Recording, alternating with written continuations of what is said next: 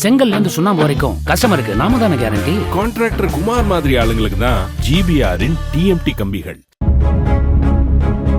தெற்கு வடக்கு என 2 மாவட்டங்களாக இருந்த விழுப்புரம் திமுகவின் வடக்கு மாவட்ட செயலாளர் பொறுப்பில் இருந்த செஞ்சி மஸ்தான் மீது கடந்த சில மாதங்களாகவே எக்கச்சக்கமான புகார்கள் வந்த வண்ணம் இருந்தன.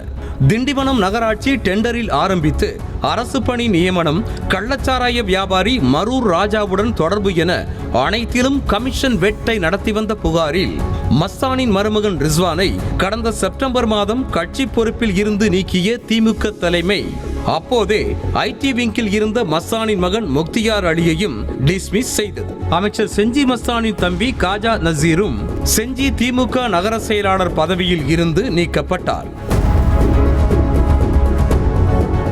இருப்பினும் சில நாட்களுக்கு முன்பாக திருவண்ணாமலைக்கு நிகழ்ச்சிக்கு சென்ற முதலமைச்சர் மு க ஸ்டாலினுக்கு வரவேற்பு கொடுக்கும் நிகழ்வில் கூட கவுன்சிலர்கள் மஸ்தானுக்கு எதிராக புகார் மனு அளித்து அதிருப்தியை வெளிப்படுத்தினர்.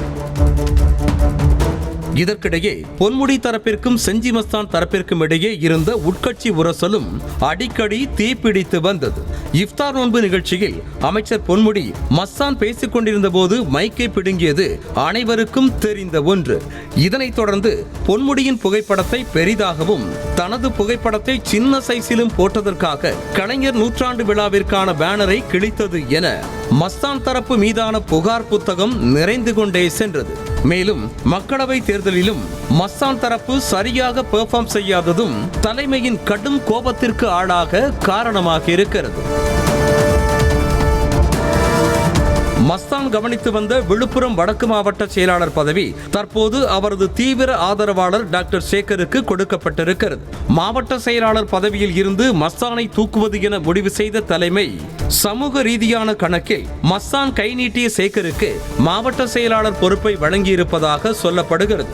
இருந்தாலும் மாவட்ட செயலாளர் பொறுப்புக்கு வந்த பிறகு சேகர் தொடர்ந்து மஸ்தான் சொல்வதை கேட்பாரா என்பது சந்தேகமே. மகன், மருமகன், தம்பியை தொடர்ந்து மஸ்தான் குடும்பத்தினரின் அனைத்து கட்சி பொறுப்புகளும் பறிக்கப்பட்டுள்ளன. மஸ்தானின் பதவி பறிப்பு பரபரப்பிற்கு மத்தியிலேயே விக்கிரவாண்டி இடைத்தேர்தலில் திமுக சார்பாக அன்னியூர் சிவா போட்டியிடுவார் என்ற அறிவிப்பும் வெளியாகி இருக்கிறது. விழுப்புரம் மாவட்ட விவசாய தொழிலாளர் அணி செயலாளர் பொறுப்பில் இருந்து வந்த அன்னியூர் சிவா அமைச்சர் KN நேருவின் ஆதரவு பெற்றவர் என்ற அடிப்படையில் இடைத்தேர்தலில் போட்டியிட வாய்ப்பு வழங்கப்பட்டிருப்பதாக சொல்லப்படுகிறது. அமைச்சர் மஸ்தானின் மாவட்ட செயலாளர் பதவி பறிப்பு, பொன்முடி மகனுக்கு புதிதாக மாவட்ட செயலாளர் பதவி, இடைத்தேர்தல் வேட்பாளர் அறிவிப்பு என அடுத்தடுத்து வந்த அப்டேட்கள் விழுப்புரம் திமுகவை பரபரப்பாக மாற்றியிருக்கின்றன. கற்ற கம்பில இருந்து அடிக்கிற ஆணி வரைக்கும் எல்லாம் குவாலிட்டியா இருக்கணும்ல. பிரகாஷ் போன்றவர்களுக்காகவே ஜிபிஆரின் டிஎம்டி கம்பிகள். செய்திகளை உடனுக்குடனும் துல்லியமாகவும் தெரிந்து கொள்ள சப்ஸ்கிரைப் பண்ணுங்க.